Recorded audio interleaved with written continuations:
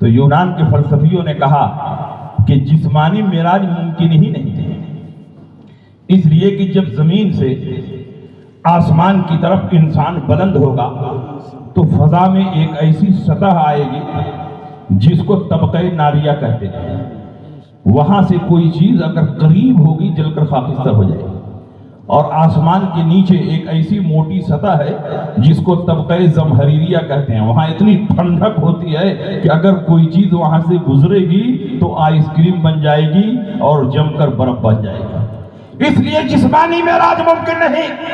اگر کوئی آسمان پر جائے گا تو طبقہ زمہریریہ سے گزرنا ہوگا، اور اس مقام پر پہنچنے کے بعد انسانی جسم صحیح سالم نہیں رہ سکتا بلکہ جم کر برف بن جائے گا، اور طبقہ ناریہ سے گزرنا ہوگا، اور طبقہ ناریہ سے جو گزرے گا وہ جل کر خاکستر ہو جائے گا۔ اس لیے جسمانی معراج ممکن نہیں۔ عقل کے ترازو پر معراج کو تولنا چاہتا ہے۔ حضور صدر الشریعہ کے استاد ہیں حضرت علامہ ہدایت اللہ خان رامپوری، جبل پور میں رہتے تھے، رامپور کے رہنے والے تھے، اور جبل پور اس زمانے میں اعظم گڑھ ہی کا حصہ تھا، اور ہمارا ضلع بھی پہلے اعظم گڑھ ہی کا حصہ تھا، بعد میں مئو بن گیا۔ حضور صدر الشریعہ ان کی بارگاہ میں پڑھتے رہے، اور وہ معقولات کے اپنے زمانے میں امام تھے، اور بہت بڑے عاشق رسول تھے۔ سال میں صرف 2 ہی جلسہ کراتے تھے، ایک 12 ربیع الاول شریف میں میلاد النبی کا جلسہ، اور ایک 27ویں رجب میں معراج النبی کا جلسہ۔ اور ان دونوں جلسوں میں ان کی خصوصیت یہ تھی کہ اسٹیج کے کنارے ہاتھ باندھ کر 10 بستہ گردن جھکا کر ادب کے ساتھ نبی کا ذکر سنتے تھے۔ سارے علماء اسٹیج پر ہوتے، لیکن علامہ ہدایت اللہ خان رامپوری معقولات اور فلسفے کا امام ہونے کے باوجود اتنے بڑے عاشق رسول تھے کہ اسٹیج کے نیچے سر جھکا کر ہاتھ باندھ کر پوری میلاد ادب و احترام کے ساتھ سنتے تھے۔ اسی زمانے میں معراج النبی کا جلسہ پیش آیا تو علامہ ہدایت اللہ خان رامپوری نے اعظم گڑھ سے مولانا شبلی نعمانی کو بلایا، اور اس وقت اس کی گمراہی ابھی ظاہر نہیں ہوئی تھی۔ بہت بڑا رائٹر، دیوبندیوں کا بہت بڑا عالم، سوچا کہ بڑی شہرت ہے، بہت نام ہے، بڑی کتابیں، اسی کو بلا لیا جائے۔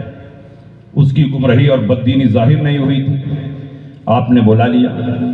معراج النبی کا موقع تھا، اور شبلی نعمانی معراج النبی پر تقریر کر رہے تھے۔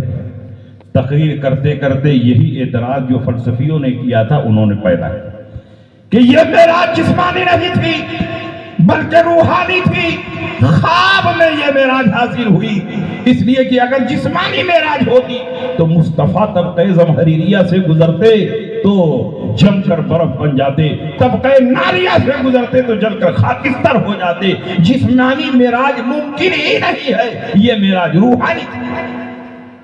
سر جھکا کر علامہ ہدایت اللہ خان رامپوری تقریر سن رہے تھے، فوراً چلا گئے، کہا شبلی ٹھہرو، میں تو سمجھتا تھا کہ تم بہت قابل ہو، بہت بڑے عالم، لیکن آج تمہارے علم اور تمہاری قابلیت پر مجھے شرم آ رہی ہے۔ اسٹیج پر موم بتیاں جل رہی تھی، اس زمانے میں لائٹ کا رواج نہیں تھا، موم بتیاں جل رہی تھی، اور آپ نے اپنے رومال سے ایک دھاگا نکالا اور موم بتی کی لو پر تیزی سے دھاگا آگے پیچھے کرنے لگا، اور موم بتی کی لو نے دھاگے کو جلایا نہیں، کیونکہ تیزی کے ساتھ آگے پیچھے آگے پیچھے آگے۔ کہا یہ میرے رومال کا دھاگا ہے، جب تیزی کے ساتھ موم بتی کی لو پر آگے پیچھے کر رہا ہوں تو یہ آگ اس کو جلا نہیں پا رہی ہے۔ پیارے مصطفیٰ جس براق پر سوار ہو کر تشریف لے گئے تھے وہ اتنا برق رفتار تھا کہ بجلی کی رفتار بھی اس کے سامنے فیل ہے، اس کا ایک قدم تو حد نگاہ ہوتا، اور حد نگاہ کس کو بولتے ہیں؟ آدمی زمین پر ہے، آسمان کو دیکھ رہا ہے، آدمی زمین پر ہے، سورج کو دیکھ رہا ہے، آدمی زمین پر ہے، چاند تاروں کو دیکھ رہا ہے، اس کا ایک قدم تو حد نگاہ ہوتا تھا۔ جب اتنے برق رفتار براق پر سوار ہو کر مصطفیٰ تشریف لے گئے تو آگ کو کب موقع ملے کہ آگ جلا سکے، برف کو کب موقع ملے کہ نبی کو برف پر۔ نعرہ تکبیر، نعرہ رسالت، سرکار کی معراج، جشن معراج النبی، مسلک اعلیٰ حضرت شمس الفقہا۔ آپ نے فرمایا یہ عقلی قاعدہ اپنی جگہ کی آگ جلاتی ہے، برف ٹھنڈا کرتی ہے، لیکن آگ کو جلانے کے لیے وقت چاہیے، برف کو ٹھنڈا کرنے کے لیے وقت چاہیے۔ آگ پر تیزی سے کوئی چیز گزرتی ہے، آگ اس کو جلا نہیں پاتی۔ برف کو پانی میں ڈالو فوراً نکال لو، برف اس کو ٹھنڈا نہیں کر پاتی۔ تو پیارے مصطفیٰ جس براق پر سوار ہو کر تشریف لے گئے تھے، پلک جھپکتے وہ براق گیا اور ساتوں آسمان، سدرۃ المنتہا، بیت المعمور، جنت و دوزخ کا مشاہدہ فرما کر پیارے مصطفیٰ اپنے بستر پر آ گئے۔ زنجیر بھی ہلتی رہی، بستر بھی رہا گرم، ایک دم میں سرے عرش گئے آئے محمد، جس کی رفتار کا یہ عالم ہو، آگ اس کو کیسے جلا سکتی ہے اور برف کیسے اس کو ٹھنڈا کر سکتی ہے۔ بہت خوب، یا رسول اللہ، بہت قریب، زندہ باد، زندہ باد، زندہ باد، آج شریعت، آج شریعت،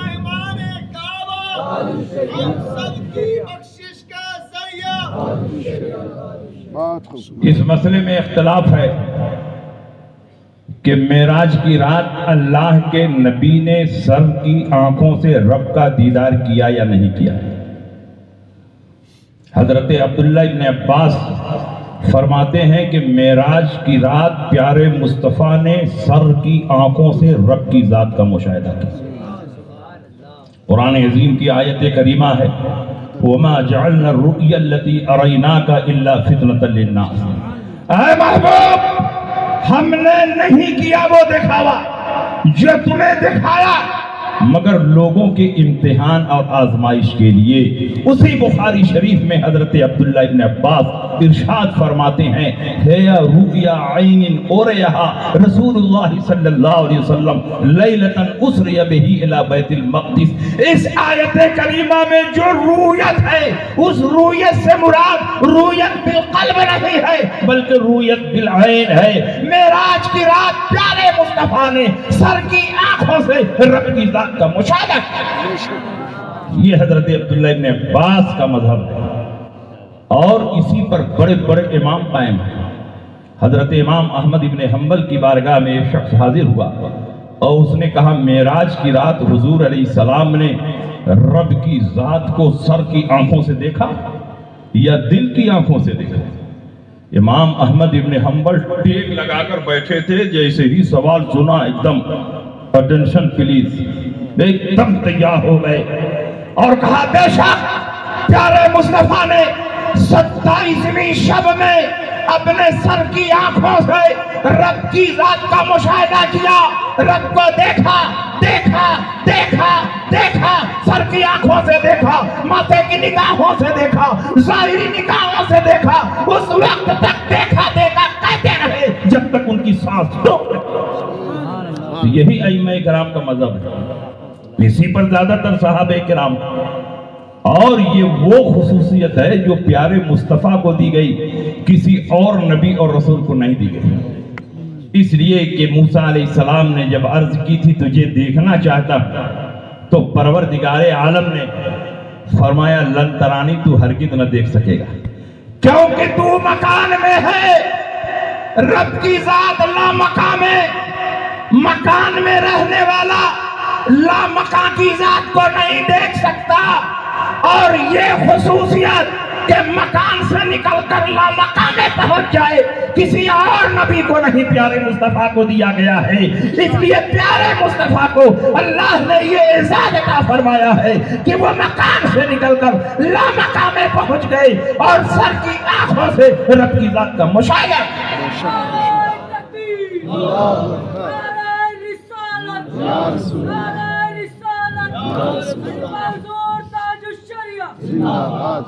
یہ شان ہے پیارے مصطفیٰ کی۔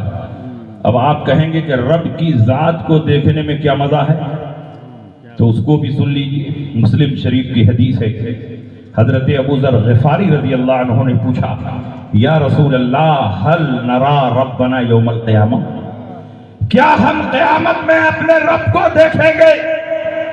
سرکار نے ارشاد فرمایا، ہر مسلمان قیامت میں رب کو دیکھے، دنیا میں تو نہیں دیکھ سکتا۔ نبی اور رسول نے بھی اللہ سے جو کلام کیا ہے وہ پردے کے پیچھے سے۔ موسیٰ علیہ السلام کو جو کلیم اللہ کہا جاتا ہے تو آپ نے یہ کلام پردے کے پیچھے سے کیا تھا۔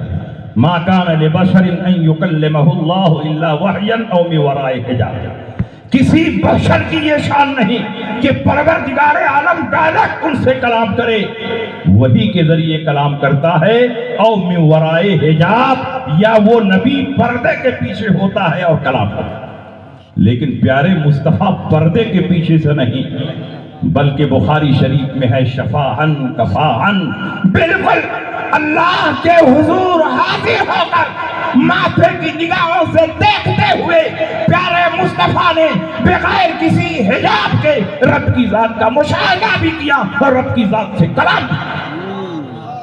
اب وہ کیا کیفیت ہوگی، اس کیفیت کو ہم بیان ہی نہیں کر سکتے، رب جانے، کیونکہ وہ کیفیت سے پاک ہے، جہت سے پاک ہے۔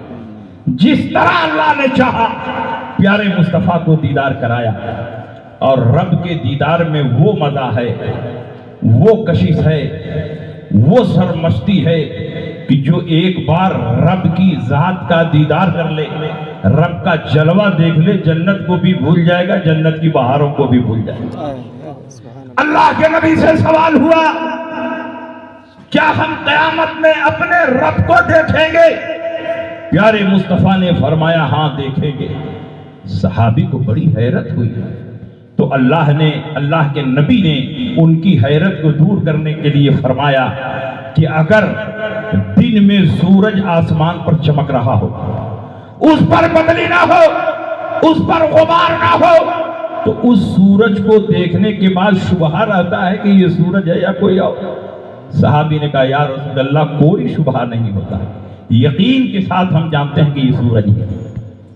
پیارے مصطفیٰ نے دوسری تمثیل بیان فرمائی، اگر 14ویں کا چاند آسمان پر جگمگا رہا ہو، اس پر کوئی غبار نہ ہو، کوئی بدلی نہ ہو، تو اس کو دیکھنے میں کوئی تکلیف ہوتی ہے؟ صحابی رسول نے کہا، کوئی تکلیف نہیں ہوتی ہے۔ اللہ کے نبی نے فرمایا، بلا تمثیل قیامت میں تمام مسلمان رب کو اسی طرح دیکھیں گے کہ دیکھنے میں نہ کوئی شبہ ہوگا، نہ دیکھنے میں کوئی تکلیف۔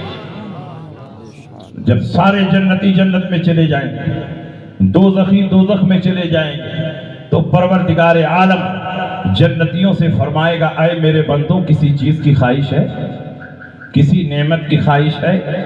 سارے جنتی کہیں کہ پروردگار تو نے ہماری خواہشات سے زیادہ عطا فرمایا، تو نے ہمیں جنت دی، جنت کی نعمتیں دی، جنت کی بہاریں دی، تمنا سے سوا دیا، امید سے زیادہ دیا۔ اے میرے پروردگار، اب کسی چیز کی ہمیں خواہش نہیں ہے۔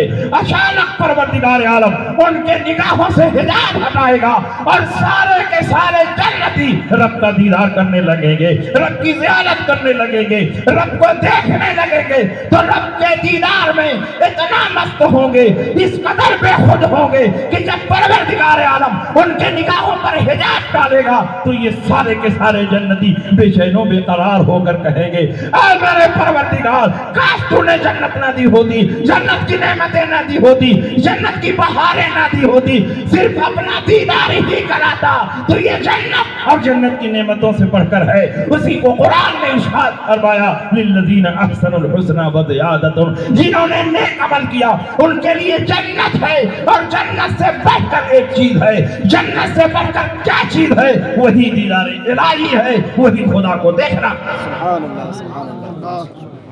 تو الحمدللہ جتنے سنی صحیح العقیدہ مسلمان ہیں وہ سب قیامت میں اپنے رب کو دیکھیں گے، رب کا دیدار کریں گے۔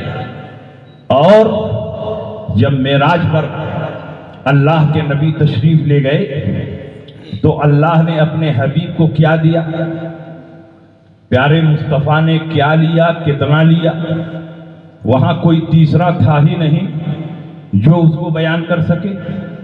اللہ جانے جس نے عطا فرمایا، اور نبی جانے جس کو خدا نے عطا فرمایا، تیسرا کوئی نہیں جانتا۔ لیکن پیارے مصطفیٰ نے اپنی حدیثوں میں جتنا بتا دیا ہے غلام بھی جانتے ہیں۔ اللہ کے نبی ارشاد فرماتے ہیں جب میں معراج پر گیا تو پروردگار عالم نے مجھ کو شفاعت کبریٰ کا منصب عطا کیا۔ سبحان اللہ۔ اور شفاعت کبریٰ کا منصب دنیا میں بھی آپ کو عطا ہوا اور آخرت میں بھی آپ ہی کو عطا ہوگا۔ اور یہ وہابی دنیا میں شفاعت کا انکار کرتے ہیں، اور پیارے مصطفیٰ مطلق فرماتے ہیں کہ شفاعت کبریٰ کا منصب مجھے عطا کیا، میں دنیا میں جس کی شفاعت کر دوں اس کے لیے جنت واجب ہو جائے۔ اللہ کے نبی معراج سے تشریف لانے کے بعد ارشاد فرماتے ہیں کہ میری امت کے 70,000 افراد بغیر حساب و کتاب کے جنت میں جائیں گے۔ وجوہہم کالقمر لیلۃ البدر، ان کا چہرہ 14ویں رات کے چاند کی طرح چمک رہا ہوگا، کوئی پہلے اور کوئی بعد میں نہیں داخل ہوگا۔ 70,000 ایک ساتھ قدم اٹھائیں گے اور جنت میں داخل ہوں گے۔ نبی ان کے چہروں کو بھی پہچان رہے ہیں، نبی ان کی تعداد بھی دیکھ رہے ہیں، داخلے کا انداز بھی دیکھ رہے ہیں۔ جب اللہ کے نبی نے یہ حدیث ارشاد فرمائی تو حضرت عکاشہ ابن محصن اسدی کھڑے ہوئے اور انہوں نے عرض کی ادعو اللہ ان یجعلنی منہم، یا رسول اللہ میرے لیے بھی دعا فرما دے کہ جو 70,000 افراد بغیر حساب و کتاب کے جنت میں جائیں گے ان میں میرا بھی نام داخل ہو جائے۔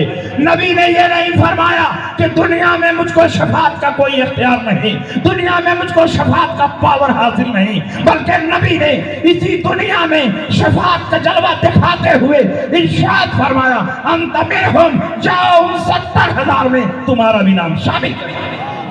سبحان اللہ۔ پتا چلا کہ 70,000 کا کوٹا اگرچہ اللہ نے مقرر کیا ہے لیکن سلیکشن کا اختیار پیارے مصطفیٰ کو دیا گیا۔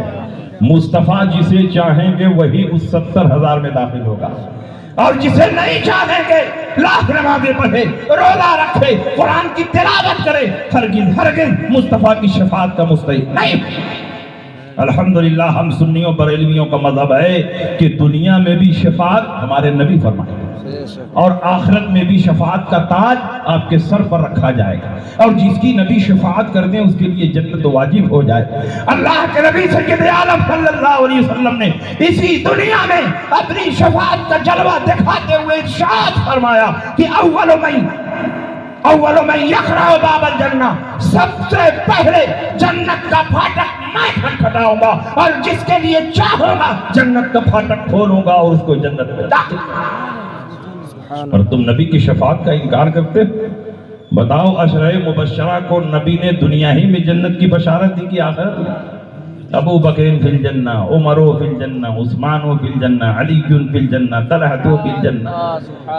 اللہ کے نبی سید عالم صلی اللہ علیہ وسلم نے اسی دنیا میں ان کے جنتی ہونے کی بشارت عطا فرمائی ہے۔ اسی لیے اعلیٰ حضرت امام احمد رضا فرماتے ہیں نبی کو دنیا میں شفاعت کا پاور اور جلوہ دیا گیا ہے، اس لیے نبی جس کی شفاعت کر دے اس کے لیے جنت واجب ہو جائے۔ آج موقع کو غنیمت جانو، نبی کی شفاعت پر ایمان لاؤ، کل آخرت میں اگر تم ایمان لائے تو نبی کی شفاعت کے مستحق نہیں ہوگے۔ آج لے ان کی پناہ، آج مدد مانگ ان سے، پھر نہ مانیں گے قیامت میں۔ اگر مانگ قیامت میں تو سب نبی کی شفاعت پر ایمان لائیں گے، لیکن اس دن کا ایمان معتبر نہیں ہوگا۔ اور سنیے جب قرآن عظیم میں یہ آیت کریمہ اتری وَلَسَوْفَ يُعْتِيكَ رَبُّكَ فَتَرْضَىٰ، ان قریب پروردگار عالم آپ کو اتنا عطا فرمائے گا کہ آپ راضی ہو جائیں گے۔ نبی فرماتے ہیں ناز و ادا کے ساتھ میں راضی ہی نہیں ہوں۔ پروردگار عالم فرما رہے اتنا عطا کروں گا کہ اے محبوب تم راضی ہو جاؤ گے۔ نبی فرماتے ہیں میں راضی ہی نہیں ہوں گا۔ اللہ فرماتا ہے اتنا دوں گا کہ تم راضی ہو جاؤ گے۔ نبی فرماتے میں راضی ہی نہیں ہوں گا۔ اے پیارے مصطفیٰ کب راضی ہوگے؟ ارشاد فرماتے اذن لا ارضا وواحد من امتی فی النار، اس وقت تک میں راضی نہیں ہوں گا جب تک میری امت کا ایک ایک فرد جہنم سے نکل کر جنت میں داخل نہ ہو جائے۔ کیا ہی ذوق افزا شفاعت ہے تمہاری، واہ واہ، قرض لیتی ہے گناہ پرہیزگاری، یہ میرے نبی کی شان ہے۔ تو مقام شفاعت کبریٰ میرے سرکار کو حاصل، دنیا میں شفاعت کا اختیار میرے سرکار کو حاصل۔ قیامت میں تمام اولین و آخرین نبی کے جھنڈے کے نیچے جمع ہوں گے، ہر طرف سے بھاگتے ہوئے نبی کی بارگاہ میں پناہ گزین ہوں گے۔ سارے نبی تو یہ کہیں گے اذهبوا الی غیری، اذهبوا الی غیری، لیکن پیارے مصطفیٰ کہیں گے انا لہا، اسی شفاعت کے لیے تو میں یہاں کھڑا ہوں۔ آؤ آؤ آؤ، سب کی شفاعت میں کروں گا۔ فتح باب شفاعت میرے سرکار کے ہاتھوں میں ہوگا۔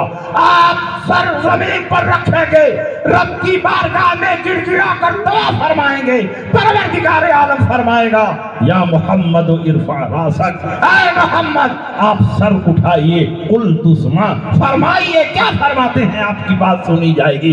اشفاء تو شفا، آپ شفاعت کیجئے، آپ کی شفاعت قبول کی جائے گی۔ فتح باب شفاعت میرے سرکار کے ہاتھوں پر ہوگا۔ سب سے پہلے پیارے مصطفیٰ شفاعت فرمائیں گے اور آپ ہی کے لیے جنت کا پھاٹک کھولا جائے گا، اور مصطفیٰ جسے چاہیں گے جہنم سے نکال کر جنت میں داخل فرمائیں۔ سبحان اللہ سبحان اللہ ماشاء اللہ۔ اور تم جب دنیا ہی میں نبی کی شفاعت کا انکار کر رہے ہو تو آخرت میں نبی کی بارگاہ میں کون سا چہرہ لے کر پہنچو گے؟